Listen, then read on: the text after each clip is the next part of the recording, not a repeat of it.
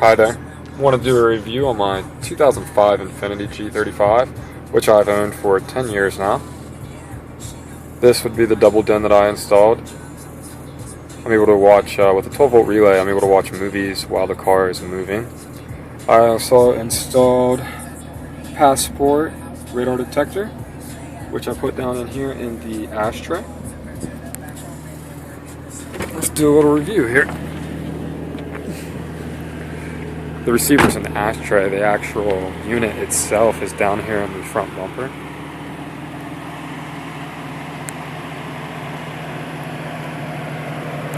Which you can see right down in here.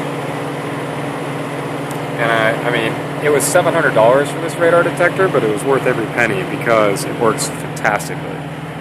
Also on this 2005 Infiniti is a clear bra on the Nismo front bumper that I have installed. I just kept this car looking unbelievably well for a 10-year-old car. And this is the thing, when you get a car of, you don't have to get rid of it right away. Actually, I enjoy keeping a car for a long time because then I know every nut and bolt on the car. Sorry to say the car, on the car. Got 19-inch rims with 275 on the back, 255 on the front. Down there is the city of Phoenix. Now on the back of this is every mod on my car has been done by Motordyne. I actually installed it myself, but Motordyne is the manufacturer. This is a $2,000 exhaust made by Motordyne. Now Tony, he actually used to work at NASA, and what he did is he infused Helmholtz resonators, which would be these bad boys down here.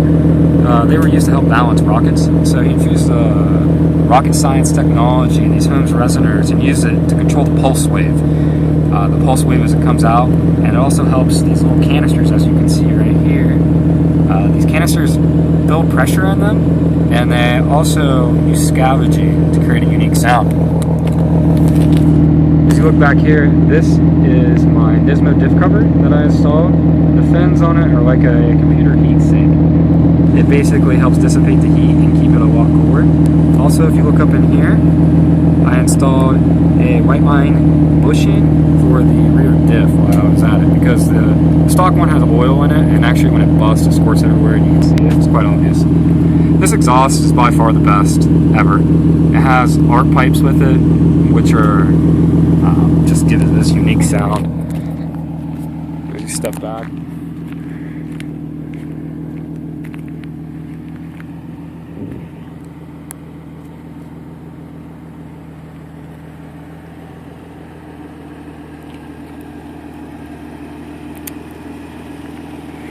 "10 years old." You wouldn't believe it. Let's take a look here on the inside. So instead of buying a new car, this is common to rip the bolster down here. But for 135 bucks, you can have that bad boy replaced. And then look, it's like brand new.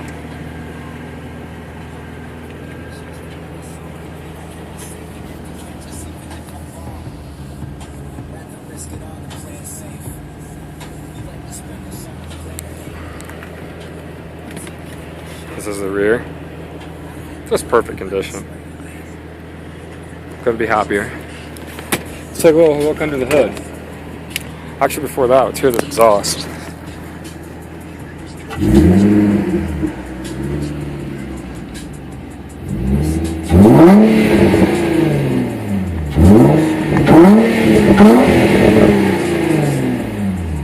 Probably not too smart to do on a day that's 107 degrees. It is a hot day. It is a hot day. Actually, I'm gonna give her a break. Let's take a little peek under the hood.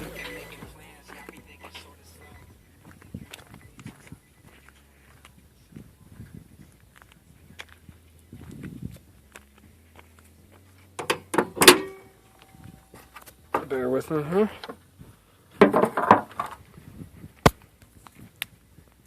Now, on this cold air intake, what I did, well, here's a couple things. This engine's different than most G35s. It was only made from 05 to 07.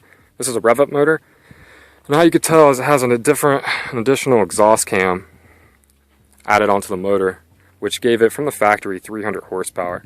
After all the Motordyne mods I've done, I'm sitting at about 360 at the crank. It was yeah, 360 at the crank, and then at the wheels it was at 298, 300, right around there. So I wrapped my cold air intake in DUI heat tape. And what this does is it's able to take a consistent heat of about 850 degrees Fahrenheit and be able to block. It still gets heat soaked eventually, but when I did a cipher log, it was able to, about 25, 30 degrees cooler just to idle within 3 minutes.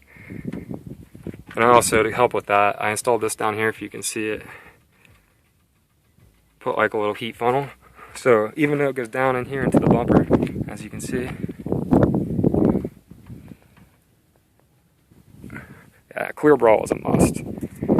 Clear brawl is a must. It's been amazing. That's what keeps the front end looking so fantastic for all these years. I also installed a bigger throttle body by NWP right there.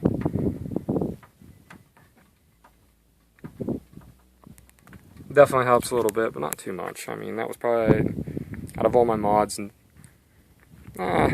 it was worth it, but out of all my mods, not the most productive. Like the Motordyne exhaust was probably the best. Then the tune. The tune was great. I was able to get 35 wheel torque and about 26, 27 horsepower. Do a walk around again.